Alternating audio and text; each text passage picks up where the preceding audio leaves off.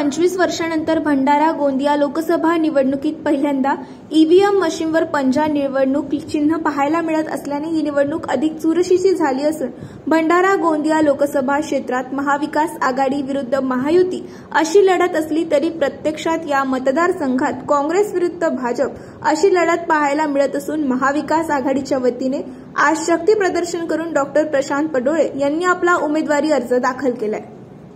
कांग्रेस के प्रति और महाविकास आघाड़ी के प्रति जो माहौल है भंडारा गोंदिया जिला लोकसभा क्षेत्र में हमारे नाना काका जी के नेतृत्व में हम ये लड़ाई लड़ने जा रहे हैं। और आज के डेट में आपको बता रहा हूँ कि भरघोस मतों से आज अपन चुन के आ गए हैं यहाँ पे भंडारा गोंदिया जिले में, और यही लहर पूरे देश में जाएंगी, महाराष्ट्र में जाएंगी और यहाँ पे बीजेपी की सरकार संपूर्ण नष्ट होंगी यहाँ से और इंडिया की सरकार यहाँ पे स्थापन होंगी। किस मुद्दे को लेकर आप आगे जाने वाले इस इलेक्शन में?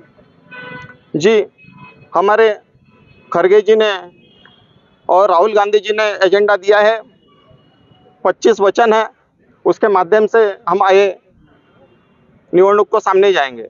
इंडिया अलायन्सच्या उमेदवार म्हणून आज प्रशांत पडोळे यांचं आम्ही नामांकन या ठिकाणी दाखल केलेलं आहे आणि यामध्ये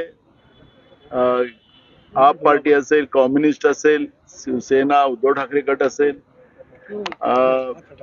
अशा अनेक संघटना ज्या इंडिया अलायन्स मध्ये आहेत त्यांचा सगळ्यांचा सपोर्ट या उमेदवाराला आहे।